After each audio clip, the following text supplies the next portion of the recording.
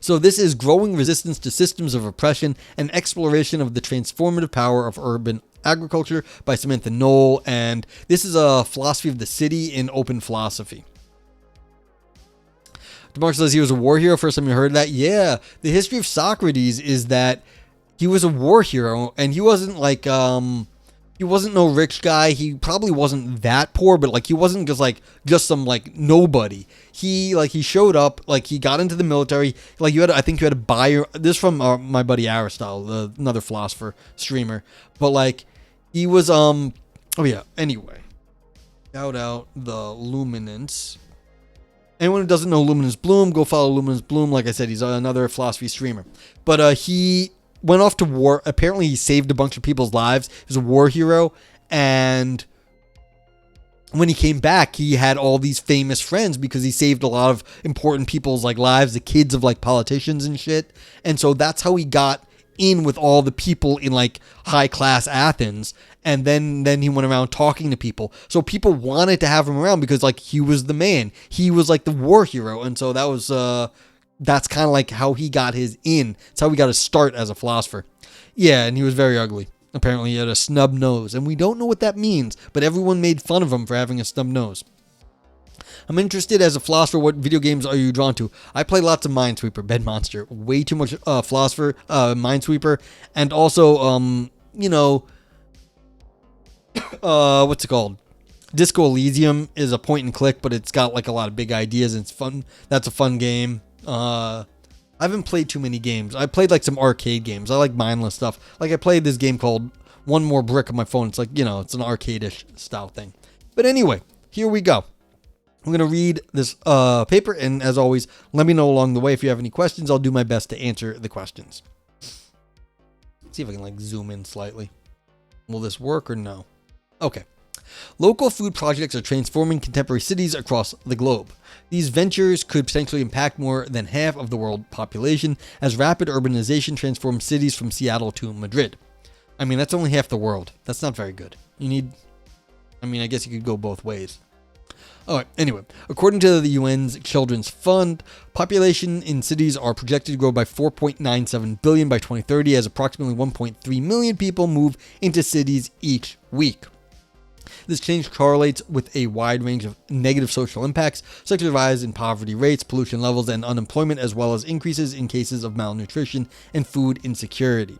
In this context, urban agriculture or urban farming is often characterized as an opportunity to address these and other challenges facing urban population. What year is this, by the way? Okay, so this is 2020. And so this is right before the fucking pandemic. This is right into the pandemic. So, like, this was written right before the pandemic, probably. So this is not going to be a paper that is dealing with the contemporary madness. This is going to be dealing with, you know, the sort of like, hey, we're not exactly sure what's happening anymore. How right are the estimates usually for what? Time to submit to publish can be absurdly long. So yeah, this is going to have been like pre-pandemic writing probably, or just at the beginning of the pandemic. I mean, if you're talking about like this UNICEF thing, Bed Monster, I have no idea. Like, this is not anything I don't know the data on this. But like, you know, this is the sort of thing you can read in these academic papers. You can go read the reference, which is down here in footnote 2. So, yeah. And you can see what they did. But like, it's UNICEF. This is a United Nations thing. You'd think the United Nations would at least not fuck it up that bad, but who the hell knows? Okay. If we knew, we wouldn't estimate. Well, it's the future, man. Yeah, the projected population 2030. Yeah, I mean, I have no idea. It doesn't sound crazy, at least. So, I do know the trend is that more and more people are moving into cities. Are these numbers accurate? Who knows? But that is the trend as far as I understand it. Okay. In this context, urban agriculture or urban farming, read that. This commitment to addressing pragmatic concerns, it moves, is a key aspect of urban food projects. As many of these challenges can be understood as justice issues, urban agriculture initiatives are also driven by normative commitments. Yeah, so since people in cities need food and a lot of them are malnourished, it seems like a justice issue. People should not go hungry when we have enough food. Bed says it's interesting how many people moved out of the cities in the past and now are moving back. Yeah. So, I mean, that's one of the reasons I brought up the date on this, because everyone fled the cities during the pandemic and now they're coming back because, there's more work in cities, really, at least here in the U.S. And the idea that, we're a lot of, just the state of the United States is that there, all the industrialization, all the factories, there's just less of them nowadays. Fewer of them. Anyway, continuing. The dedication that urban food initiatives have to normative stances is clearly expressed by those who adopt food justice and food sovereignty orientations. Food injustice signifies a broad understanding of food where both consumable products and food systems more generally are bound up with wider human rights concerns. As Glennie and Alkin so eloquently note, food justice advocates seek, quote, to understand how inequalities of race, class, and gender are reproduced and contested within food systems, end quote. I mean, this does make sense. If you're here in New York or you're in the United States, I was in Florida years ago for grad school, and I was buying berries at the supermarket, and, there was some 18-year-old kid working the register, and she was didn't know what raspberries were. And she was, she made some kind of snarky comment. It wasn't rude. And she was at her job. But I was like, would you like one? And she was like, I've never had one before. I was like, how does someone never have a raspberry? They're sitting there. It's you've never had a raspberry. And you can get them very easily where we were. This wasn't a problem to get some berries. And so I give her a raspberry. I just open the thing, give it to her. And she's like, this is candy. I'm like, it's better than candy. Fruit's usually good for you. And it's she's like, wow. She had no idea. So it's there's mind-blowingly stupid things about this. But we're talking about some poor minority person in Florida had never had fresh fruit. Or that fresh fruit. Ugh. And so yeah. So we're getting how inequalities are reproduced within food systems. It's it happens. It does happen. So it's yeah. Okay. Another normative orientation guiding urban agriculture is called food sovereignty. Similar to projects guided by food justice, urban food initiatives committed to food sovereignty attempt to address a wide range of distributive injustices, including racial, gender, and class injustices. However, it should be noted that the historical development and goals of these two orientations are distinct. In particular, food sovereignty grew out of the struggle of peasant farmers in the global south to resist the dominance of global agribusiness and stresses the importance of local control over food system choices. In contrast, food justice grew out of the United States environmental justice movement and stresses the importance of addressing distributive injustices in allocation of environmental hazards in cityscapes. Unreal, what's up? Just back from your nighttime walk. Urban agriculture is a big thing in Detroit. Yeah. See, it's cool. I think this is a cool thing. I don't know how much we actually do in New York, but they're trying. I know they're trying. So yeah, we don't have a lot of space in New York to grow stuff, but they're talking about floating farms, putting it out in the water, other things too. So yeah. Bed says, this reminds me of the story of how a family on my mom's side had been out for the first time since they were from old Soviet Union, so it's totally understandable. It's yeah, these are the things. You think people have access to the same food you do, but then you realize that just a little bit of geographical difference really makes a big difference. Yeah, exactly, Bed. Yeah. Okay, with this being said, there is considerable overlap between food justice and food sovereignty orientations in urban agriculture. According to Clendening et al., while many urban agriculture organizations do not use the language of food sovereignty explicitly, the motives behind urban food activism are similar across movements as local actors draw on elements of each in practice. Thus, both food justice and food sovereignty play key roles guiding local food projects in city contexts. As both are committed to addressing injustices, this study will use McClintock's inclusive terminology of justice-oriented urban farming projects to signify projects guided by either framework. Food justice is another arena like environmental justice. Yeah, that's what the author was saying, is that the food justice comes out of environmental justice, whereas the food sovereignty comes out of anti-agribusiness activism. Bedmuster says, great example, Walmart's being the only stores in food deserts. Yeah, so for the international folks who don't know what happens here in the US, Walmart is this behemoth of a store here in the United States. They move into an area and then they drop their prices, forcing out all the competitors because they're a behemoth of a store and they can take losses at that one store. When everyone goes out, then they raise their prices up. And so then everyone's forced to pay the higher prices at that point, and no one can like get in anymore because everyone's already out and it costs a lot of money to start new stores and no one can really compete with Walmart. So what happens is sometimes Walmart then closes that one store and there's literally nowhere to buy food in that area anymore. And so that's why it's called a food desert, because there might be one Walmart and it might not even be that good, and it's the only place to buy food for like miles and miles and miles, and it's bad. Unreal says, the places that are worse, most of the city of Detroit being an example, all you have is liquor stores, and if you're lucky, a Dollar General, no Walmarts. Yeah. And so for other reasons, I don't think this is what happened in Detroit, but like in the United States, there's a lot of times where there's just nowhere to get fresh food. You just can't do it. And it's hard. Like you have to travel to a supermarket in a fucking city. So, but I don't think that's a Walmart issue or a food desert in this sense. It's more like, well, there's historical problems in Detroit about how the people with money moved out of the city and then changed the law so the city wouldn't get any of their taxes so that they would get it, and then there was just no money in the city anymore. Embrace primalism. Hello. Hail Sophia, heard the voices and saw the eidolons, true idolatry, I thirst for the cup of communion from the morning star. Hail that pharmacon, hail divine wisdom, hold up that serpent. Yes, exactly. Viper says, I also learned about the concept of food swamps earlier, where there's only unhealthy fast food. Not surprised, yeah. Because, I mean, that's the US, where you basically have fast food in some areas.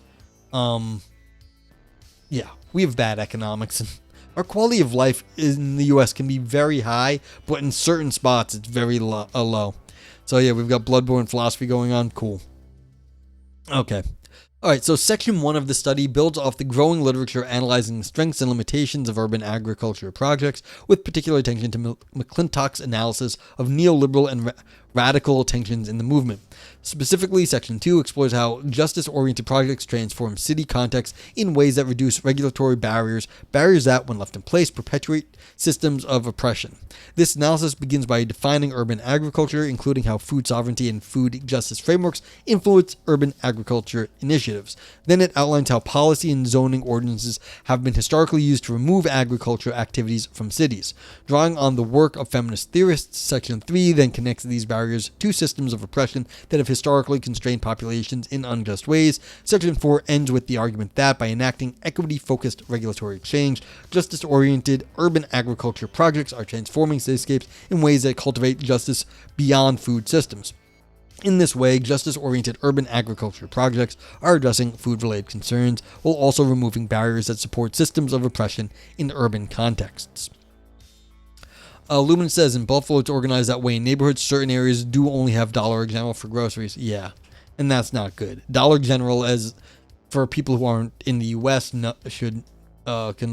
guess, it's a discounter store, dollar. So it's like, yeah. And this is also, you sometimes hear about them in the news because when they either go into an area or leave an area, it can mean like major swings in the economic outlook of that area because they serve a poorer demographic. And so either the area is on a big upswing and no one's going to the Dollar General anymore, or it's on a big downswing and everyone's going to the Dollar General because that means everyone's looking for a bargain because they can't afford anything else. So these are like weird indicators you hear about in the United States. Okay. I'm sure it's the same, but like you guys in other parts of the world will have different, like, discounter stores. Bed Monster says, also interesting to notice what happens when Trader Joe's, Costco, etc., and the places that don't. Yeah. And so Trader Joe's and Costco serve a more wealthy demographic. And so where they come and go, it means something for the economy of the area, or it's an indicator, it's correlated. Okay. The urban agriculture movement in context. Before presenting this argument, however, it is important to briefly place the urban agriculture movement in historical context. Yeah, so white flight and they're all built in the suburbs. Yep. Okay. The historical roots of the urban agriculture movement can be traced back to the 19th and early 20th centuries as social reformers attempted to address horrific conditions correlated with the expanding industrialization in the cities. According to Bellows and Nasser, there was an urgent call for the transformation of modern cities through a rationalized system for producing built environments that can accommodate growing populations while improving living conditions. Part of this transformation included urban design interventions aimed at increasing green spaces, such as urban allotment gardens. These were thought to provide restful countryscapes and sustenance for the general population. However, it should be noted that this focus on agriculture was not new in urban contexts. Food has a long history of shaping city design, and food production plays a key role in early theoretical work on cities and land use. Yeah, this is actually, I'm always interested in philosophy of city, and, food and like the environment matter. Despite this history, urban context stopped being associated with food production during the birth of the modern city in the 20th century. A clear divide was cultivated between rural areas used as food production centers, not projection, and urban environments to the point where there is now a social, economic, and conceptual disconnect between the cityscape and food, a disconnect that helped to shape what Bellows and Nasser called the urban century. Bed says, I've noticed that green spaces are more popular, but not everywhere. Yeah. It does matter. Like if you have like families in an area, they're going to want parks for their kids. If you have like all young professionals, they're not going to need as many parks. They're going to want more like entertainment and things like that. So populations matter too. Okay, in the latter part of the 20th century and early 21st centuries, we are now closer to 2050 than we are to the year 2000, really, or we're getting there. So, we're going to be in the closer to the mid-21st century very soon. In the latter part of in the early 21st centuries, urban agriculture projects are beginning to push back against this divide, as well as the industrialized system of food production that's made the separation of agriculture from urban centers possible. Thus, we can think of urban food projects as initiatives co-currently guided by local food and urban agriculture ideals as community and local food alternatives proliferate in cityscapes. Indeed, both movements are guided by the desire to address pragmatic problems faced by local communities and to address social justice concerns such as problematic environmental, social health, and economic distributions of harms and benefits of current food systems. Today, the relation between food and cityscapes is revitalizing as food production practices transform cityscapes one block and one neighborhood at a time. In this context, urban agriculture is taking on a multiplicity of forms, as there are many ways that projects form relationships between land, labor, production activities, and markets. You're only 25 years old? Yeah, well, thanks for old feeling. You're in an old person stream here, Bed. Sorry. Raymond says, my city is full of green areas, but is also less than 100 years old. Well, Ray, that's who planned your city then? Because if your city's less than 100 years old, that means it was planned, early to mid 20th century. That means you had city planners, like you must have had. And so someone thought about this and there was a theory, because city planners and urban architecture, like even mid 20th century, that was like a job. And so it's like they had an idea what they were doing. So, yeah. Okay. Food sovereignty and food justice in the city. Luminant says, I remember reading about how Boston has a problem where even if there were green spaces, the problem is that they're too shaded from buildings to get enough sun. Yeah. So, again, that's the thing. It's an old city. The way the buildings were built was not planned. It's more like it's because one of the older U.S. cities. So, it's just like it's not they have a lot of gridlock in Boston. They tried to hide it with the big dig, but it made a lot of issues. Bed says food production is sped up compared to when Minute Maid first started making oranges in cans in the 60s. Yeah, it has. But again, it's, as this paper has noted, food is made outside the cities and then brought in. But that perpetuates the divide of like who owns the agribusiness and then who's just like buying it. If the food is made in the cities, then it has more, like, the people there have more control. Okay. Raymond says, city is shaped like a pentagon. Okay. Central Plaza is divided into 10 streets that extend from the central pentagon. It's strange. Yeah. So that definitely had to be like, someone decided a pentagon is the right shape for whatever reason. I'm sure they had some idea. It's interesting. Now, is it bad? I don't know. Is it good? I don't know. But like, it's going to have weird properties because of that. I was like, I'm actually, I've seen, I was like, I wasn't going to try to guess where you were, Raymond, but I've seen, I knew exactly what you were talking about. When you started saying this, I was like, I bet he's in one of those shaped cities. I was like, yeah. Yeah. Okay. Two driving forces of this transformation are A, the commitment to address the root cause of inequalities within the food system, and B, the desire to increase local control over food systems that have been increasingly industrialized and globalized since the 1940s. Both of these are encapsulated in the justice-oriented projects guided by food sovereignty and food justice paradigms. Food sovereignty is indicative of urban farming projects committed to key justice claims as well as pragmatic food-related concerns. Yeah, there's somebody I forgot to shout out. I'm going to go give Globus a shout out. He might just still be lurking or whatever. He is. Thanks for the lurk, Globus. But if you guys don't know Globus, he's another streamer. He does AI and tech news. So he's talking about like what's going on and all the latest AI stuff. He's like just real smart, good dude. And he knows how to talk about this. And the ability to talk about complex technology and like the forefront of like research is a real skill nowadays to get people to like understand what's going on. So if you want to hear someone intelligent talking about like cutting edge shit, go hang out with Globus. Okay. For food sovereignty oriented urban agriculture projects. Oh, that's what I was saying. It is so hard to grow organically on Twitch if you don't like network. So it's actually somewhat important to like, recognize people who are doing good stuff. So yeah. Misadventures in Astro, yeah. So like Globus is a big streamer than I am, but if you don't know who Globus is, he's a good guy to know. Yeah, poverty and hunger go back hand in hand, absolutely. So I mean that's the problem. You're going to get all the social ills are going to show up in this food analysis. So yeah.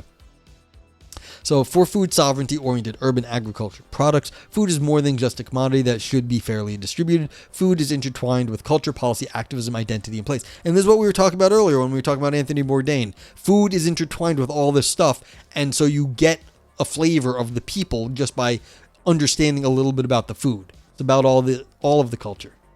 Thus, while food sovereignty signifies the goal of increasing local influence on food systems, it also encapsulates a plethora of connected justice concerns. Yeah, exactly. I was saying earlier, Tony is literally the only guy I felt bad with, the only celebrity I felt bad when I heard he died. It's the only one. Everyone else, I'm like, whatever. Like, has nothing to do with me. But when Tony died, I was like, oh, I actually feel like shit. It's like, all right.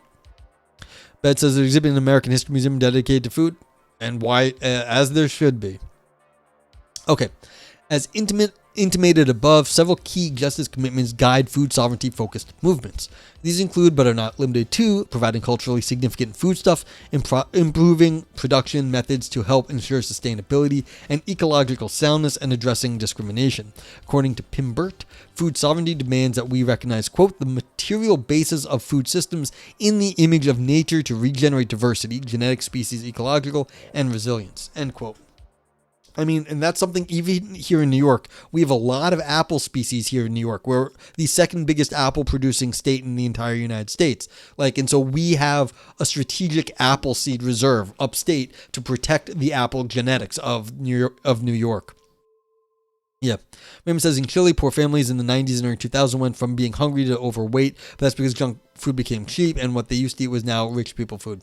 And this is exactly the part of the issue, is that we swapped the production of the food to these agricorps, and then you're eating not high quality.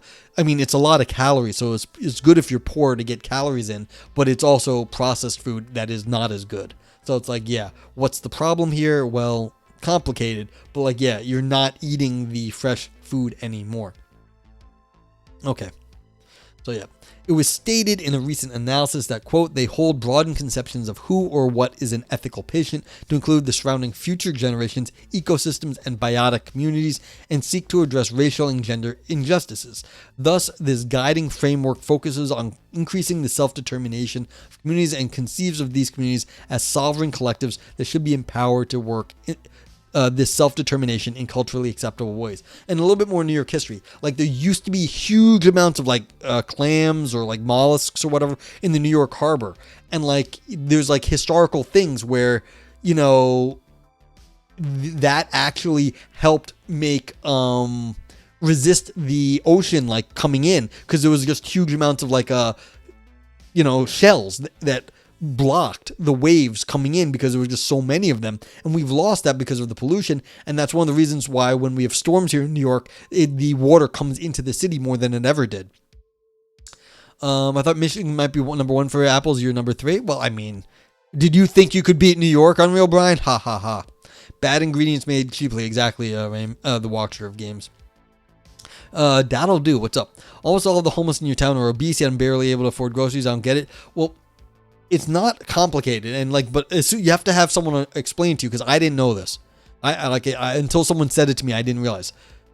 Fast food is cheap, and you get more calories for your dollar than you would if you would, you know, spend your money somewhere else.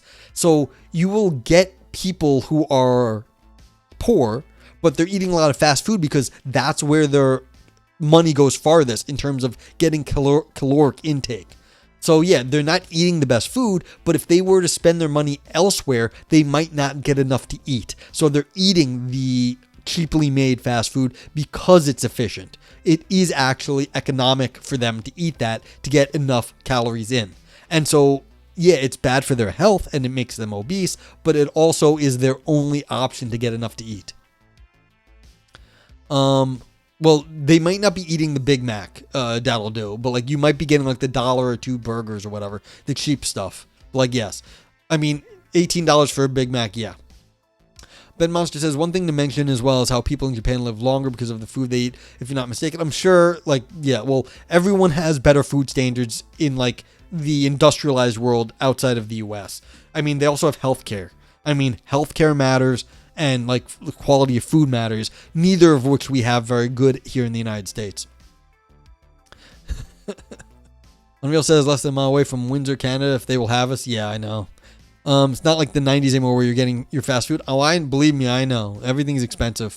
Cheap shopping in the value menu, says Lumens. That's what it is. It's still more effective because all the prices went up. It's not like fast food went up and nothing else did. Everything went up in price. So yeah. Unreal says fast food has gotten so bad recently. I've noticed a lot of things are cheaping out. Like, it's not just the fast food. I like my local Chinese food, which is basically fast food. I used to get takeout from them, and you notice the pieces of meat are just smaller. And I'm like, what the fuck? But like, they've obviously cut back on the quality of chicken they're using. It's like, yeah, that's exactly. McDonald's has gotten expensive, says Games. That's fair. You missed the McDonald's dollar menu. It was good while it lasted. Okay. Yeah, shrinkflation, says Vipers. Yeah, so yeah, where are you here on the Michigan thing? Are you in the Upper Peninsula? Okay, where are we up to? Alright. Continuing. In point of fact, coalitions made up of thousands of local projects such as the U.S. Food Sovereignty Alliance, rip, I'm sure this is gone now, are all vocal in their commitment to the expanded justice framework encapsulated by food sovereignty. In urban context, this interconnection between these justice concerns and addressing hunger is particularly pronounced. In such contexts, even initiatives that do not use the above terminology may still be influenced by food sovereignty commitments, as motives for engaging in food activism tend to be connected to righting a perceived wrong. Thus, one could argue that the food orientation plays an important role in guiding food projects in city contexts. For example, the Detroit Black Community Food Security Network Cough, Brian Cough, clearly adopts food sovereignty commitments in their mission statement. Bed says, also EBT and food stamps can help you get good produce and food, but it's harder in some places. You have to go something like a Wawa, etc. Yeah. If you're saying Wawa, I know where you are, my friend. Luminant says, yeah, somehow a Mela buns are still $3. I mean, we may yet be saved by the Chinese. I don't know.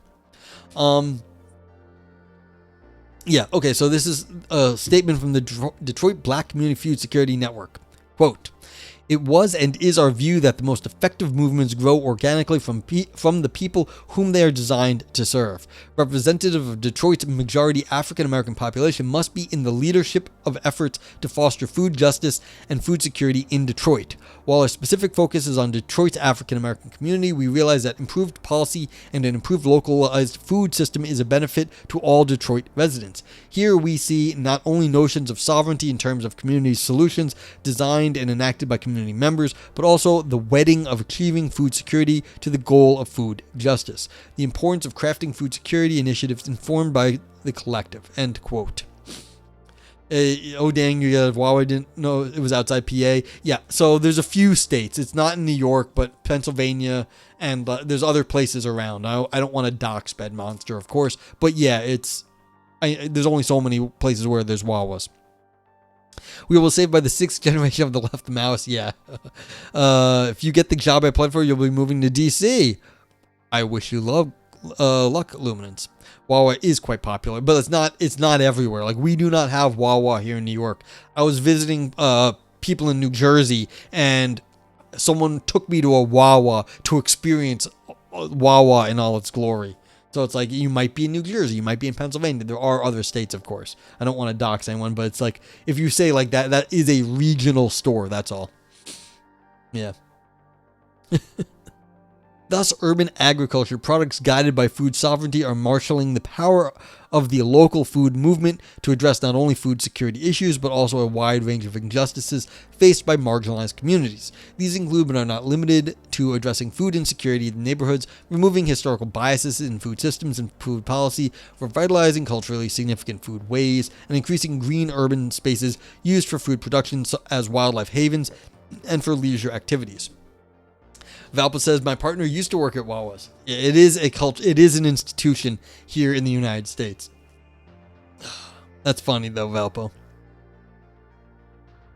In this way, food sovereignty projects are in line with the food justice movement that developed in the United States. Here, food justice can be understood as the commitment to address racial, ethnic, and gender injustices, exploitation, and oppressive practices within the food system, as well as the commitment to address the root causes of inequality beyond this context. New York has Melee Wabuns, Industry Pizza, yes. And Unreal doesn't know what this Unreal doesn't know what a Wawa is. So imagine like it's like a 7-Eleven. You know what a 7-Eleven is? Unreal. So if you have imagine a mega 7-Eleven where you are accepted in all of your weirdness. So yeah, we don't know what yeah, that's a cult. Okay. Y'all need to experience a Buc-ee's. Yeah, I've not been to a Buc-ee's. Or maybe I did when I was somewhere else once. I don't know what a Royal Farms is. Buc-ee's is a Texas Wawa. Okay, yeah. So it's but Wawa is a mega 7-Eleven with pretzels and some other stuff, and it's just a million different kinds of coffee and flavored coffee.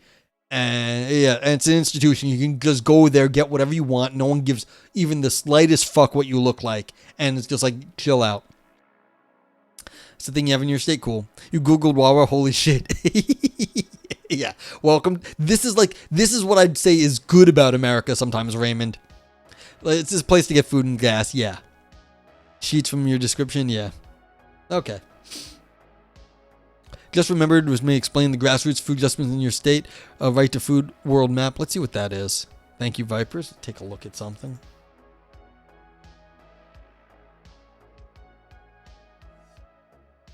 Yeah, so looks like South America is interested in actually doing stuff. Constitutional rights are the green ones. So some people in the world do have a right to food. There's the South America is actually working on it, and committed. At least Canada is committed to doing something, and then of course the United States does not give a fuck about its population, and but everyone else and all the yellow people are at least sort of trying to comply with some international regulations. But you can see the United States gives zero fucks about its people because that's how it is. Thank you, Vipers. That is informative. That was a map of the world, and that was a map of the policies different countries have adopted in terms of food justice. And you can see the U.S. does nothing, and everyone else was at least trying to comply with regulations if they did not actually have any other laws. You're the only yellow South America? Yeah, so. Sadly, you Texans are supporting Bucky's further and further out. Yeah. Bed says, I don't know how much Russia has changed from the Soviet times, but I don't know how they are food-wise today. Well, that map at least said they complied with laws. That doesn't mean they actually comply with laws, but that they say they do. That's all. Yeah. Yeah, I mean, I don't know what the Russian government, I mean, I don't know this. Like, what they're actually doing in terms of food scarcity in Russia is like. Shake Shack in California. Good old Shake Shack. Is Shake Shack New York? I like that. I mean, I wish I could go, what's it called? What's that, In-N-Out burger? I'd love to have an In-N-Out burger in New York, but I don't think they're leaving California. It's like, yeah. So next time I get to California, which I'd like to do, I got to get myself to a In-N-Out. I haven't been in years. Started as a cart in Central Park. I did not know that. Good to know. You want to know what's funny, Illuminance, about that? I was on a bus once, and I was saying something about Shake Shack, like in a positive light. Like, I mean, I like their burgers well enough, but I was saying like it was a New York institution that had branched out and was getting international, and I couldn't remember something about it. And some guy like sitting like in a very nice suit got real excited and was sitting right next to me. I swear to fucking God, it was the guy that was running Shake Shack. Like that dude. He was just like, yeah, he was like giving me facts about it. So it's really funny. Five Guys is okay. Yeah. I know people swear by it, but I don't love it. It's all right. Gary and me, Potbelly sandwiches. I don't know that stuff. Yeah. In-N-Out is a location limited due to their beef logistics. Yeah, that's fair. There's a Shake Shack in downtown Detroit. It's very bougie. Yeah. I don't have any Whataburgers out here. Or at least I've never been to them. But yeah. Okay, where was I? Okay, so continuing. As the if you were here all stream, you know I can talk about food for a long time. Yeah, we have White Castles around. As the urban agriculture projects are socially, politically, and culturally situated, food justice encompasses a plethora of issues such as addressing food-related health disparities, increasing access to land, improving working conditions and wages in the food sector, and increasing community access to fresh fruits and vegetables. Despite this diversity of goals, what unifies these urban agriculture projects is the desire to address the existing injustices, including but not limited to social injustices and environmental inequities. Agiman labels this unifying focus just sustainability, which is meant to signify the coupling of ecological and social justice concerns. Luminance, yeah, why did you think White Castle was like good? Like, what were you hoping for? White Castle is okay, but like it's a fast food joint. Here's Vipers.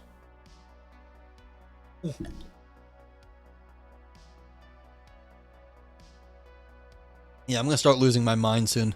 We're only halfway through this, and, where am I?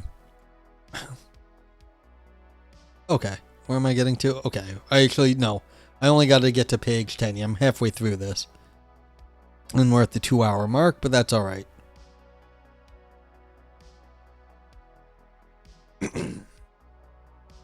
Go Harold and Kumar type adventure and try again? Yeah, no. If you want a fucking fast food burger, it's fine. But like, yeah. Go all Harold and Kumar on that. As much as I love these articles, they're long. Yeah, that's the problem. I always try to read stuff on the shorter side. This is, not that short, but like, yeah. Culvers, yeah, we don't have those. But that is kind of the point, is to go off on tangents. If I was just to read this out loud, it would just be a reading stream, and it wouldn't be that much fun. So you got to talk about stuff. Okay.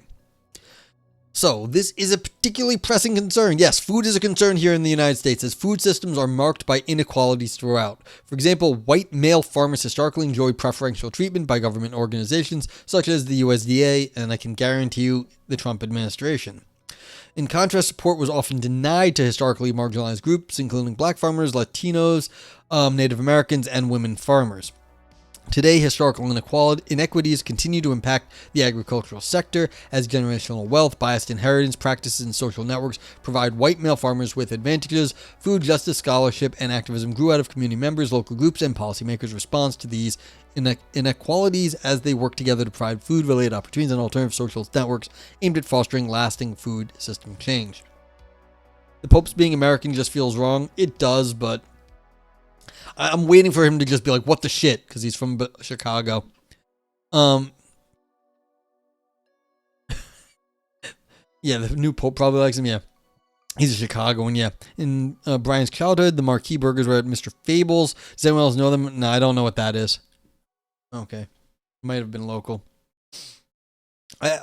It's funny. I haven't had a good burger when I've been out lately. I have to go. I made myself a blue cheeseburger because we were discussing it in Aris's Discord a week or two ago, and it was good. But I have to go out and get myself a good burger too. I haven't had a good restaurant burger. Okay. While the origins and focuses of the above justice-oriented frameworks are distinct, both food justice and food sovereignty-guided projects are united in their commitment to address inequities within the food system as well as their root causes. Additionally, both groups demand that rights-based changes be made as they pragmatically focus on, quote, entitlement structure reforms to markets and property regimes, and class-based redistributive demands for land, water, and resources as captured in the notion of food sovereignty, end quote. Bedmaster, sadly, if you have a white sounding name, you will get hired, but if you don't get hired. Yeah, that's they've known that for a while. It's crappy. Lumen says, makes you realize you don't have a burger spot in NYC. Yeah, I mean, I've just been going to Shake Shack, but I realized I haven't had like a proper, like not like fast food burger in a while. Bed says, now Popeyes accepts EBT. I don't know if it has before. Interesting. I didn't know that. Yeah. Okay, according to McClintock, these changes are both radical as they are grounded in a demand that food systems support meaningful and fair social relations, and neoliberal as they have a strong preference for market-based solutions. This is not a contradiction, but highlights the transformative potential and limitations of urban agriculture. In McClintock's view, the market and the state should not be viewed as in opposition, but rather we need to recognize that there are countervailing regulatory and neoliberal tendencies within social groups and government institutions. If we understand urban agriculture initiatives as, at least partially, counter-movements aimed at protecting communities from negative impacts of a market-focused economy, then it should come as no surprise that justice-oriented projects may utilize market-based solutions or attempt to enact structural changes within markets. What a big kahuna burger? Yeah, two greatest guys and graces. Can I get a taste of your tasty burger? Yes, exactly. Big kahuna burger, of course. If you do not know the reference, go watch Pulp Fiction. It's a Pulp Fiction movie reference. Yeah. That's a big kahuna burger. The Hawaiian joint, right? Yeah. When viewed in this manner, urban agriculture's lack of commitment to wholeheartedly resisting the market forces that enable the neoliberal global food system does not undermine their transformative or radical potential. Rather, it highlights how justice-oriented projects can be involved in neoliberal or reformist urban restructuring and bring about key equity-focused changes in the food systems. Neoliberalism is an ideology that espouses the removal of the social safety net, shifting responsibilities from states to individuals, and opening spaces for further capitalist accumulation. Movements aimed at protecting communities from market forces typically include strategies that work within the system, resulting in reform via regulation rather than a complete restructuring. A royale cheese, exactly. Say what again? I have whole scenes from that movie in your brain. Yeah, me too. It was funny. I was arguing with my buddy from work who loves movies and he knows all of this stuff. And I was like quoting something from that movie. He was like, what the fuck, man? I'm like, dude, I've seen that movie 100 times. Now we're talking about another movie. He's like, how did you remember Pulp Fiction but not the other one? I was like, I seen Falling Down with Michael Douglas, great movie, once. I've seen Pulp Fiction, like whenever it's on, I watch it. So it's like, I know I know a ton of scenes from Pulp Fiction, but Falling Down, and he was like trying to recall something live. Dude, I saw that once years ago. But the funny thing about the falling down is like Michael Douglas is seeming less and less crazy as time goes on. Okay. While some scholars dismiss these changes because of the focus on clearing regulatory obstacles, I agree with McClintock that they actually represent a progressive and potentially radical return to the means of production to urban residents, upending decades-old zoning laws that stigmatized and ultimately restricted urban food production. These changes should not be discounted, as the creation and revision of policies and zoning ordinances that foster urban food production can be a radical act. Thus, neoliberal tendencies, including the push for deregulation, could be beneficial for urban agriculture projects. What's up, Coss? How you doing? Does he look like a bitch? What? Does he look like a bitch? What? Say what again, motherfucker? Raymond says, I have scenes in the Sacred Mountain your brain would never have to forget. Amazing movie, The Holy Mountain. Yeah. I mean, lots of stuff. There's plenty of movies. I mean, I saw, was that Requiem for a Dream once. I don't need to see that movie ever again. That was so depressing. And if I forgot it, I'd be okay too. Like, you know, it's fine. I mean, there is a question here, is that could you use the deregulation to help communities? And in this case, because communities have been abused by regulation, it's like, yes, you can actually use the neoliberal strategy to help them, but it's like it has to be really targeted to like take away the impediments that were blocking people from actually making their own food. And so it's like, it's interesting that in this case that you can be like, no, the neoliberal solution actually is functional, but that's because it was over-regulation from big agriculture that really, and like maybe some racist policies that was, you know, keeping people from making their own food. But it's interesting that like in this one instance, because of the way laws have been structured to prevent people from making their own food, that like removing of those, like targeting those laws that don't allow people to make food in cities actually would be useful. Okay. Urban, and I don't know what that movie is, Holy Mountain, though, Raymond. So if you quote it, I won't know. But like, all right. All right. Urban agriculture projects are embedded in specific social, political, and cultural contexts, and these contexts are not value-free but marked by historical barriers that reinforce inequities. Thus, new policies that foster urban agriculture production can be transformative. However, due to the contested nature of urban agriculture landscape, there are also limitations, as these projects could inadvertently reinforce systems of oppression. Section 3 of this study places urban agriculture in social and political context to highlight how policies and zoning ordinances historically enforced inequities within urban contexts, and B, how working within the system can be both transformative and radical. Here, radical should be understood as the subversive rejection of the status quo, including the industrial agri-food system, and a push to restructure society in such a way to help ensure a more equitable distribution of benefits and harms. It will then go on to discuss how urban agricultural projects could inadvertently support changes that perpetuate inequities. A Jodorowsky movie? Okay. Hey, what's up, Cinco? We're reading about how justice is related to urban food projects and how that can make a difference in social and philosophical justice, how food is related to that. Title to the left. Yes, that's exactly right. And if you hit exclamation point paper, this is the link that you can go see it.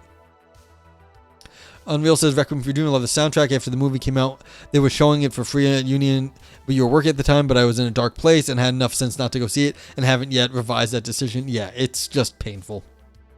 Yeah. Should I use your points to cancel the word food? You cannot cancel a word in the paper. That's only good for, like, if I'm just blathering on. I can't, like, you know, replace the word because that might change the meaning in the paper, and I don't want to do that. I mean, I do put all these reviews on YouTube, and I don't want to fuck with the review. Like, Luminance, imagine you got a paper read, and then I start changing the words, and like you get feedback on like some stupid shit I say. It's like, yeah. Like, I think I'm like the only feedback some of the authors ever have gotten on their work. I used to email the authors. I should do that, but it's like, yeah. Okay. Barriers to food justice in the city. Urban food initiatives often face similar challenges that are unique to city contexts. One of the greatest barriers to urban agriculture policy is policy and zoning regulations. Yeah, and see, this is the interesting thing. The idea that, like, it is just, they have had racist policy before, especially in New York, like, where they just, they fuck with minority communities.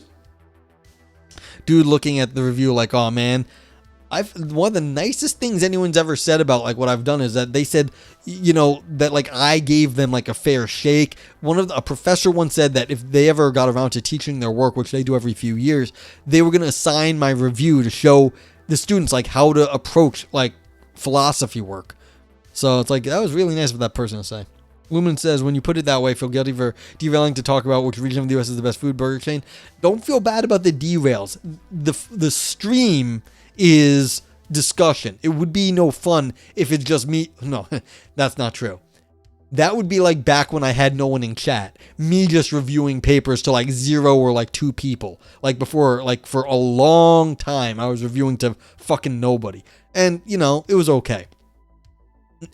It's much more interesting to have discussions about this stuff. And, sometimes the discussions go off the rails. It don't matter. It's a better stream. Yeah, you've been there. You're a streamer, Yeah. I streamed for a very fucking long time to almost no people. I mean, DeMarshall was around a long time ago. But, like, then I had one viewer. Or, like, a few. Yeah. What's his name? Since Semiotics was around a long time ago, but there was times before them. Yeah. I don't miss it. I was cool with it though. If I was doing this to get like popular on Twitch, I would not be reading academic philosophy papers. Like that is not the strategy for like Twitch popularity. Just not.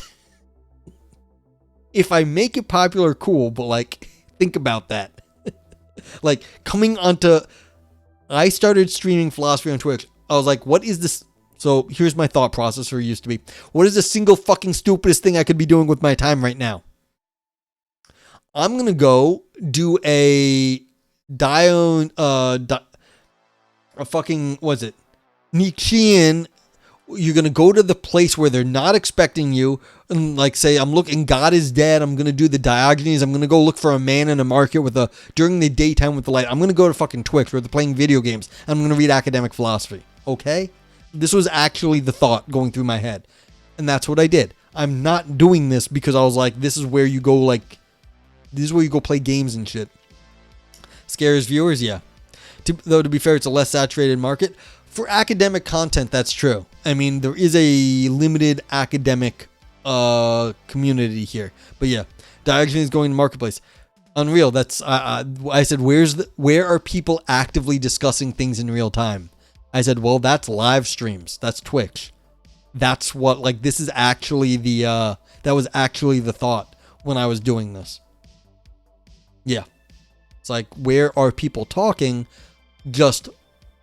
where are people discussing things in real time, but, like, they're not going to expect, like, academic stuff. Like, yeah. And then, I met some people, and now there's, like, a community, but, like, it took a while. Okay, yeah, so the issue here with this food thing is there's actual policy and zoning regulations that prevent you from making your own food. Though many hurdles are context-specific, zoning ordinances can make it difficult to acquire legal sites for urban agricultural activities, such as for community gardens and farmers markets, thus hindering the inclusion of these types of projects into cityscapes. According to Miner et al., agricultural initiatives have emerged in the city unregulated, and this policy vacuum cultivates conflicts, including challenges to land tenure, concerns over land use designations, socio-legal conflicts, and debates concerning the suitability or viability of urban agriculture in city contexts.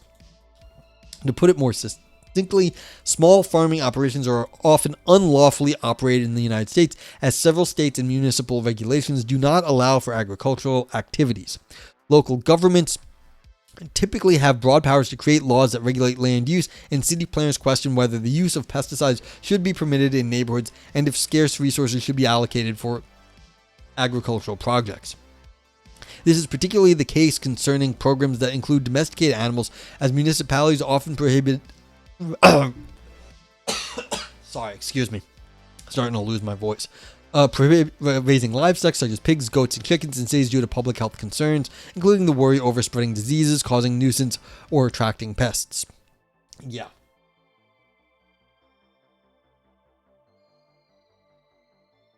Like I said, this paper was probably written before COVID-19 came out.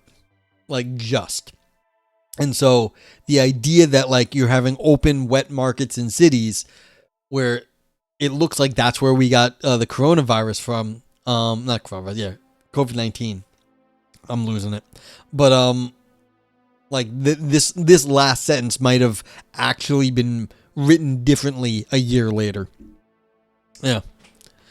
As long as you don't do some Diogenes business, I'm sure that's against TOS. Yeah, I don't break TOS. I see myself as kind of like a neo-cynic, but like you have to get rid of the dumb things from back in the day. No one's a strict Aristotelian anymore.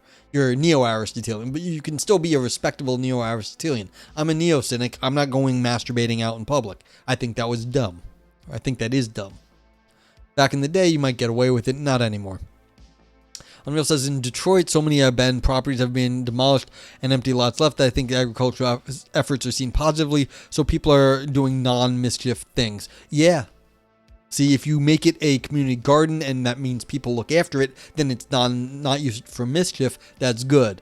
But in like place like New York, there's no space. There's not like empty lots there. Every empty lot is worth millions and millions and millions of dollars in potential housing. It's like you're not getting that. Lucianesque cynic? I don't know what Lucianesque is, but I probably is. I can almost guarantee you. You don't want to be Diogenes style. Yeah, Lucian? Should know that, but I don't know enough about Lucian. Okay. Zoning laws were introduced to help address land use conflicts and reduce nuisance complaints in advance. These divide land into categories, each with their own list of rules concerning appropriate structures and uses, such as whether a plot can be used for agriculture, and can even dictate aesthetic designs, yard size, and size of placement structures. Thus, they clearly influence what activities city residents do on parcels, as well as the design of the urban environment itself. Historically, such ordinances were used to systematically remove agricultural activities from the cityscape. Interestingly, the rise of zoning regulations in the 1900s coincides with the early development of the modern city, and thus the active removal of farming practices from the city sphere. Cost says, using the community garden and grow poppy plants seems like a great way to bring community together and start a profitable business. Well, this is one of the reasons why the alcohol lobby here in the US lobbied so hard against marijuana. They did not want people to be able to have an alternative drug to alcohol, especially one that you can just grow in your own house. That seemed like they were going to lose money, and they continue to lobby against it. So it's like, yes. Lucian of Samosada, the dude who wrote the True Stories. Okay. I work in the cannabis field and have for over 10 years now. Yeah. So, and in that case, you might know of some of the shenanigans liquor companies have done to try to sabotage the marijuana business. Like, this is just, you can look up who gets funding in the government to like push certain regulations on the weed business here in the US. Watcher of Game says, oh yeah, take away a lot from the top. People stop drinking because of marijuana. Yeah. It's a lot of money. This is very big business, and those companies don't want the competition. They want to keep the monopoly on the one legal drug, basically, that's alcohol. So, okay. While the above zoning laws appears to be value neutral, it is important to note that they were not created in a vacuum but are grounded in specific historical and cultural contexts that are not value free but that were shaped by the values and biases of previous generations. For example, the United States has a long history of denying African American communities ownership of land, determining where the property is located if purchased, and hindering the free use of land when ownership is obtained. According to Gazio, the denial of ownership and dispossession prevents many black and brown communities from growing food in urban areas. The root cause of food insecurity stems from the systemic disparities faced by low-income non-white communities. These reasons include racism, access to affordable housing, living wages, healthcare, and land. End quote. Unreal says, my pediatrician ex got a lot of invitations we should not take from vaping companies for fancy lunches. Yeah. there's huge amounts of money in pharmaceutical industry. So yeah, on the prescription drug side, there's also a giant thing. I mean, if you know anything about the opiate problem here in the United States, opiates are not legal, but basically what would happen is they would have these clinics where there were pain management clinics, and they were just giving out opiate drugs, and so they were basically drug pushers, basically backed by Purdue Pharma, and so it was very bad. And that's why we have a massive opiate problem here in the U.S., because basically they found a way to circumvent the drug laws. So yeah, if you don't know about this, if you're not from the U.S., it's a terrible story, like absolutely horrible. And we have a massive problem here in the U.S. because of the opiate addiction. Okay. In many urban areas, there's a legacy of using policies and zoning ordinances to create and maintain an unequal racial hierarchy of access to resources such as land. In fact, since the introduction of zoning in the early 1900s, these tools were clearly seen as effective means of land control and social reform. According to Rabin, what began as a means of improving the blighted physical environment in which people lived and worked became a mechanism for protecting property values and excluding undesirables. Southern cities in particular used zoning ordinances to enforce systems of racial segregation, though this practice became widespread in the early 20th century.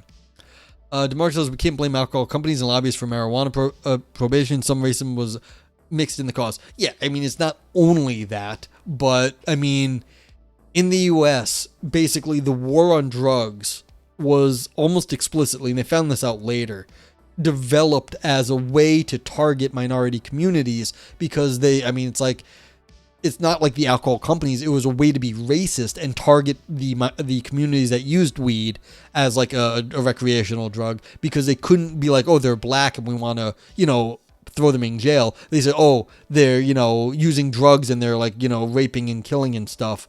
And that's how they used it as a proxy for their racist policies. So it's like, yeah, it was all the alcohol companies? No, but plenty of other shitty things happened. That's some real CIA stuff? Yes. Yeah, thank you, Vipers. Like, I'm not like that clever. These are well-known things here in the US, if you like have been paying attention. But justice-oriented initiatives are committed to drawing attention to combating this type of inequity. When placed in historical context, zoning ordinances that act as barriers to community projects become a part of systems that perpetuate inequality within a society as a whole. For example, Glennie and Alkin point to these factors as conditions that gave rise to the food justice movement when they argue that labor laws, federal and local policies, and land use patterns historically perpetuate inequalities in the food system. These types of discriminatory systems are often termed systems of oppression, or those that are built around the idea that some social groups are superior to others and include sets of actions, policies, laws, etc., aimed at hindering the oppressed group from accessing resources and exercising the full freedom of choice allowed within social contexts. O'Neill says the classic talking point is comparing crack, mostly used by blacks, and powder cocaine, mostly used by whites, in the disparity of sentences for possessing them. Yep, so it's like same drug, just a slightly different form, and like one gets much more punished than the other. Why? Well, racism, that's why. Misadventure says the first anti-drug laws in the U.S. were specific against minorities, the Chinese for opium, black people, etc. Yep. So it's the history of racism and in the U.S., which we have plenty of here. So yeah. Okay. Society is made up of practices, institutions, and social arrangements that allow for sustained collective action, such as established laws, governmental offices, and criminal justice systems. Systems of oppression leverage these institutions and practices to reproduce inequities based on a citizen's identity or membership in a targeted group. In this way, social systems can perpetuate inequities within society, regardless of whether individuals hold oppressive intentions. Thus, oppression can exist even in contexts where individuals are not intentionally supporting inequalities. In the context of the U.S. food system, USDA's history of discriminatory lending practices can be understood as a type of institutional oppression and thus part of a system of oppression. Yeah, I mean, this is the old trying to hide your racism behind a policy. That's all it is. Like, banks used to, give you loans based on your zip code. And so, well, what it says, well, it's a zip code policy. No, it's because minorities live in certain zip codes, and that's where it was. But if you just ask me, oh, we have a formula, we checked the zip codes, well, that doesn't say that it's minorities. You're just, abstracting it away from one step, but it's still racist because in effect, even if not in like the rule, it's de facto, not de jure or whatever it is. Like in effect, it's racist, even if it's not on the books as such. It sounds like the U.S. has a problem with racism. You don't say, Raymond. DeMarsh says, yeah, but the problem with America when it decides to prohibit alcohol, it was locally, but weed globally. Yeah, we did ban alcohol for a while. We had a constitutional amendment to that fact. That's an interesting history in itself, though. You'd have to get someone a bit more more historical background to explain that one to you. But like, there was a interesting confluence of groups that were using anti-drinking laws and other stuff to get that all pushed through, and it was complicated. Yeah. One of the ubiquitous features of experiencing a world marked by systems of oppression as an oppressed person is living in social context where options are reduced to very few using penalties, loss, or censure. This confinement is not accidental, but shaped by barriers. Wait, did I get that wrong, DeMarshall? I think I said the back way. No, we did do global stuff. Weed was global, but it was for different reasons at different time. Yeah. Sorry. This confinement is not accidental, but shaped by barriers and forces that are related to each other systematically in a way to purposefully restrict action. Fry uses the example of a bird cage to illustrate the experience of being caged by these barriers. She states, quote, if you look very closely at just one wire in a cage, you cannot see the other wires. There's no physical property of any one wire that will reveal how a bird could be inhibited or harmed by it, except in the most accidental way. It is only when you step back looking at the wires one by one and take a macroscopic view of the whole cage that you can see why the bird does not go anywhere. Raymond says Protestant United States prohibits alcohol, Catholic countries a glass of wine. Yeah. So there was something about women's rights at the time, because they didn't have the right to vote. The suffrage was going on. So to get the votes, this is my 2-bit history. To get the votes to get women's rights, they had to partner with other groups. And so like the anti-alcohol group partnered with the women's group so that they would all have the votes to get their different policies to get enough votes to go through.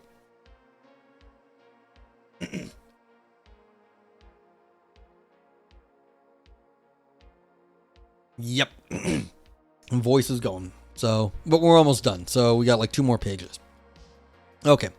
Not all zoning ordinances and municipal regulations are part of systems of oppression, and they provide citizens with much needed direction when utilizing urban spaces. However, the legacy of using these tools to achieve goals of racial segregation illustrates how they can be used as a part of system of barriers aimed at limiting the choices of marginalized communities.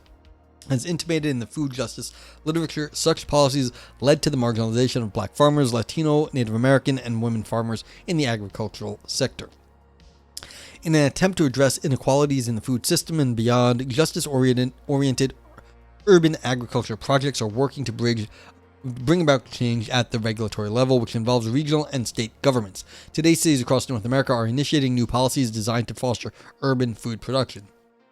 These provide urban citizens with the opportunity to participate in agricultural production, while in the past cities have used their extensive powers to create laws guiding land usage to effectively ban.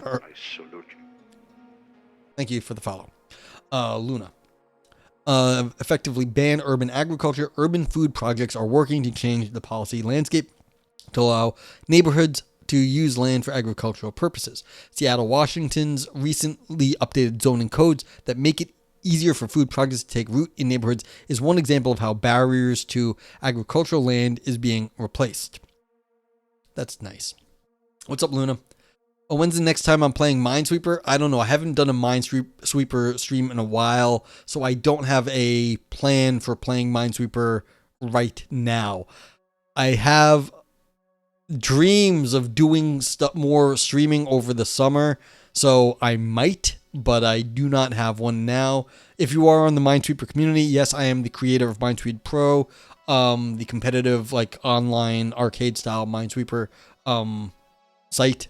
But like as always, check the Discord for the Cord Cups and the upcoming World Minesweeper Championship in Madrid in September. And yeah, so let me know about if you're in the Minesweeper community. Hi, Luna. Thanks for stopping by. Yeah. And you let me know if you have any questions about Minesweeper. So, where was I? Yeah, so, okay. When placed in this context, food justice activists' work depending and implementing equitable urban policy is a radical act. You're not in the Minesweeper community? Okay. Well, I mean, sometimes they do come by. Like, I still get raids from Minesweeper streamers. You never understood Minesweeper? It's simple logic game. If there's a 1, that box is touching 1 bomb. And there's only so many places the bomb could be. So you figure it out. And it's 2, then there's 2. So, like, and since it's a square, if it says 8, that means all the bombs around it, all the squares around it are bombs. So you can figure it out by, reasoning the number versus the number of squares something's touching. And then there's patterns. You raided me in the past because you were streaming Minesweeper. Well, thank you for the raid. But like, yeah, my memory is gone. But yeah, I used to stream Minesweeper a while ago. So thank you for the raid, though. Appreciate it. Yeah, hopefully going again in the future, but I don't know. Don't have plans as of now. I'm just busy as fuck.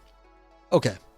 So, urban reform via regulation through the creation and revision of policies and zoning ordinances help to remove barriers to equity, thus potentially dismantling systems of oppression one bar at a time, to utilize Fry's metaphor. Additionally, as both justice-oriented frameworks recognize a multiplicity of inequities, including racial, ethnic, and gender injustices, these movements are acutely aware that systems of oppression can be interlocking. The concept of interlocking systems of oppression came out of the Black feminist movement in the 1970s as a way to signify the simultaneous experience of several types of oppression, such as experiencing gendered, class-based, and racial inequality. By recognizing several forms of oppression, food justice-oriented agricultural initiatives are actualizing what Karastathis calls an integrative theory of and transformative practices against multiple oppressions. According to the Combahee River Collective, this type of transformative practice is imperative for addressing the multidimensionality of oppression as it manifests in people's lives. A lot of big words sometimes here. Okay, almost done. Urban agriculture as transformation. Thus, urban justice projects have transformative power both on the grounds and at the conceptual levels. Specifically, these movements are transforming neighborhoods by adding and making green spaces available to communities, improving food security for vulnerable communities, and, as argued in this study, leveraging local knowledge to bring about change at the policy level with the aim of producing a more equitable food system. Removing barriers that support systems of oppression in urban contexts is a radical act, as it is the subversive rejection of the status quo, including the industrial agri-food system, and a push to restructure society in such a way to help ensure a more equitable distribution of benefits and harms.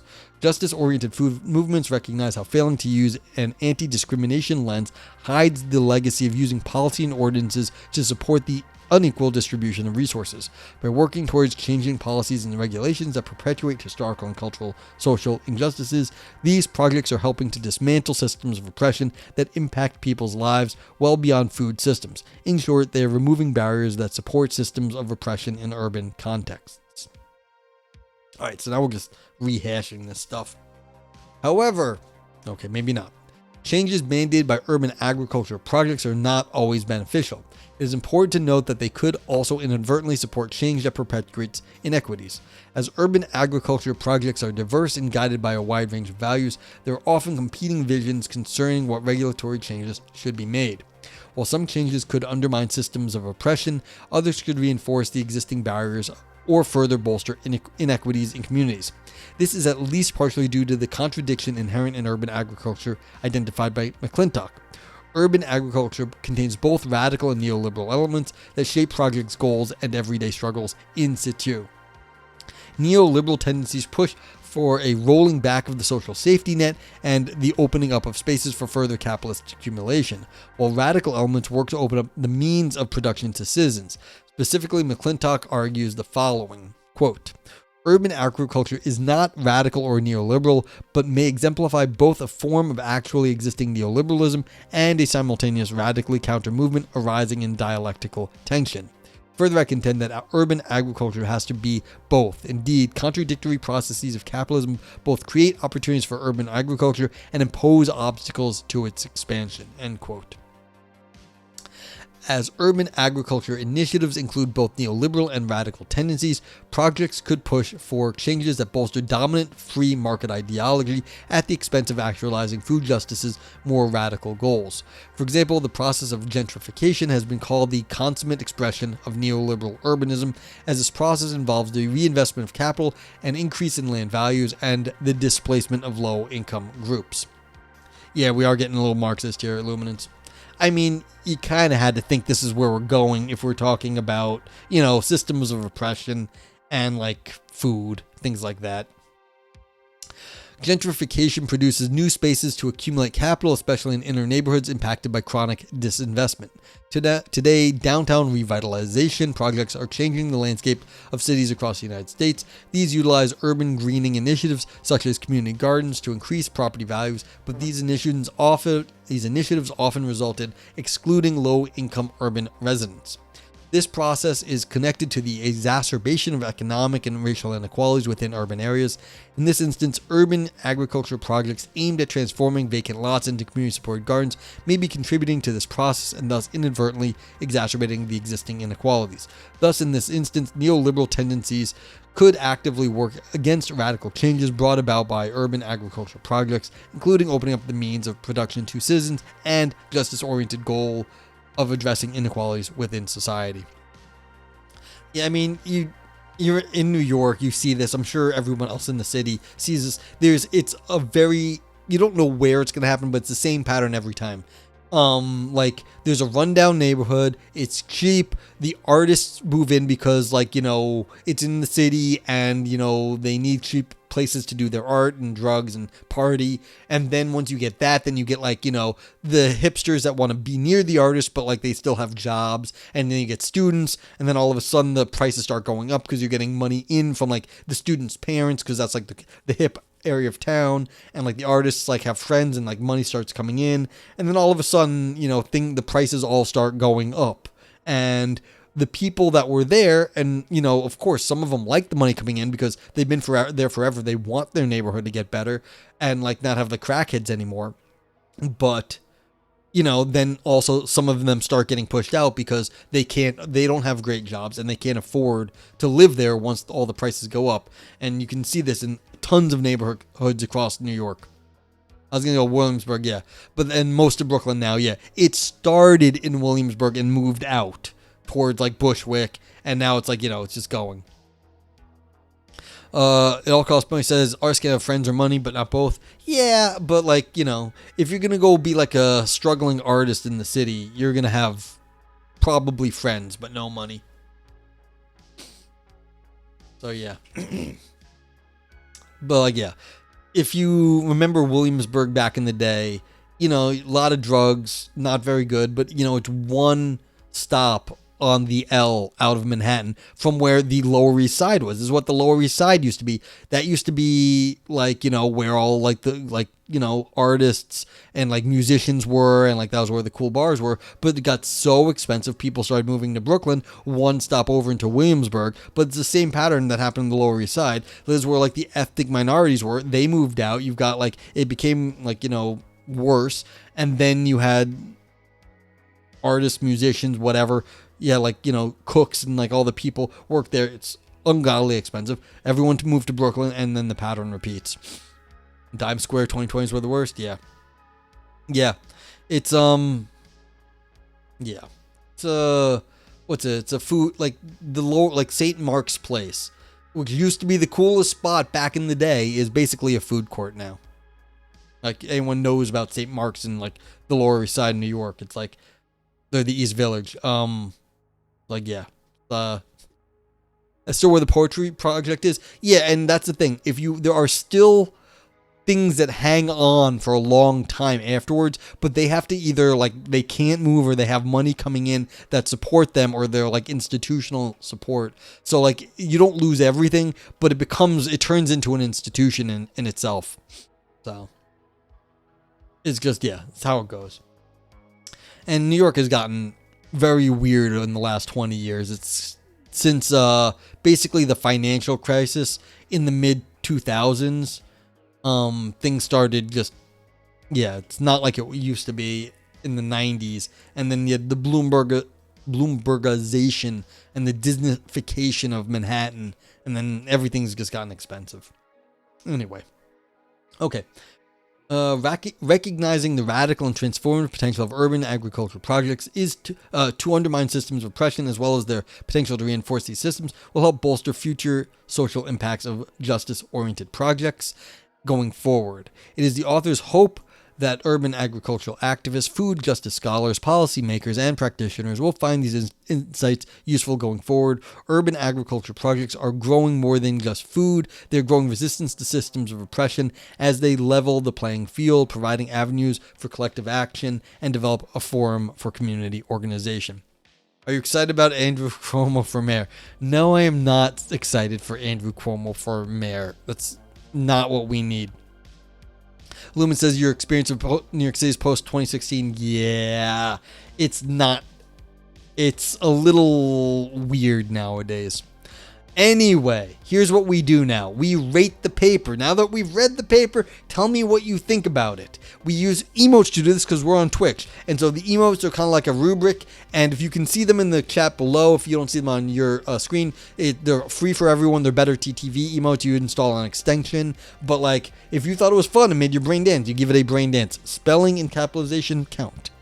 Nog Scream for the Scream if it had any existential artistic drama. Nog Ouroboros for deep or ancient ideas. Nog Knife for slicing and dicing arguments. Nog Navel gazing only for academics. Nog Turd, all style no substance, still poop underneath. And Nog Grapes for big claims that shrivel up. You can also use the global vote yay and vote nay of Twitch, and my vote mag just as like generic thumbs up, thumbs down, or thumbs sideways.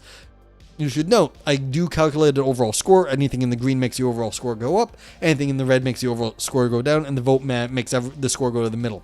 So you can, thank you, Illuminates. That'll give it a generic yay. And you can reuse emotes to make it be like super yay if you want to. Or whatever. So what do we think about this? They were kind of repetitive. They said a lot of the same shit a few times. I feel like this could have been 3/4 the length, but I didn't think it was bad. Yeah, Unreal says this is quite light on the philosophy per se, but that was still a valuable contribution to the conversation on practical political philosophy. Yeah, you're not sure what the right one was here. Yeah, so you can also give a yay and a meh, and that will average out the score. But like, yeah, this was a little bit. This is what I mean. I felt like it could have been shorter. They repeated themselves. They used a bunch of big words, which is fine. But like, yeah, Lumen says I think is good enough ideas. Maybe not full brain dance. Yeah. So I mean, you can cut it down if you want, giving it, but like it's fine. There's nothing perfect. It's not. Yeah. There's no artistic. It's not existential. It's kind of social. I don't really have a straight up social. Thanks Rexler for the vote. It wasn't straight. It wasn't like a straight up arguing in like an analytic way with the Nog Knife. I mean, you could say it's a little bit of social and give it the Scream, but like that, you're right, it's a little bit off. This is a tough one. Viper says, yeah, it's a tough one to rate. Let's go Matt and Brain Dance. Yeah. I agree. There is something sort of lacking maybe in the Scream that is not social enough. And so it's like, I don't have like, it's like, you know, this is a socially commentary sort of interested paper, and I don't have anything great on that scope, which is interesting because we haven't had, like, in all the things we've read, I don't feel like we've had this exact problem before. Yeah, Scream and Mob Scream, yeah. So yeah, it's like there's no like social justice thing, but like I get the feeling this is not like the craziest paper, so it's like, you know what I'm gonna do it, give a vote yay and a vote meh. It's like, it's not bad. I'm gonna give it a Nog Scream because this is the closest thing I got. Yeah. Now, like, it was a little bit of fun. I don't know if I think this was like so much fun. It's like, okay, we're going to use food justice to talk about social justice. It's not a bad idea. So yeah. Unrefined, I didn't mind spending the time. Yeah, also, this wasn't badly written. I felt it did get a little wordy once in a while, but like, not bad. Need a burger emote? Yeah, well. Yeah, like food. But like, any rating system is going to inherently oversimplify. It's just kind of how it goes. So you do what you can. But yeah, if anyone else wants to get their rating in, now is the time. I appreciate everyone doing it. It does go up on a website, which I'm going to be fixing up rather soon. Yeah, like, it's not, I think this is just sort of like laying out the field in this area and being like, look, this is a way we could do it. And the idea that like they're trying to thread the needle between the neoliberal and the radical sort of like stuff, different ways, and saying, look, because the way the social systems have been set up in a racist, anti-food way, we can then use the tools of neoliberalism to remove the basically anti, like, urban people laws. You can't vote for nothing. I was working on some art. Well, that's cool. I appreciate the lurk. Lumen says, I feel like the wording is a little bit academic navel gazing, but I don't feel strong enough to give it the full emote. Same here. Exactly the same here. I was like, should I give it to them? It's like, I feel like they were playing a lot of lip service in this paper. I don't know why, but I felt like they were. This is just part and parcel, I feel like, for this area of philosophy. Like, they just kind of had to say these things because that's what gets said in this area. Yeah, I vote. You can vote. You have to, I mean, do you mean vote yay? Because you have to do the vote yay exactly. If that's what you meant, the Watcher of Games, I will fix it later, or you can do it yourself. So, did you vote? I didn't see you vote if you did. No. Well, like, yeah, if you want to do it, you actually have to get the spelling correct. The vote yay is a global Twitch emote, so you have that one. So. But yeah. But like, this is the thing. I mean, Watcher was saying, like, they are working in the weed industry. Like, this is the exact same thing. It's like people were not allowed to cultivate the products they wanted to cultivate, the produce they wanted to cultivate, because racism and anti-poor people laws here. And so it's like, this plays all into, just the people in power wanting to keep the minorities down. It's like, yeah, and how can we change that?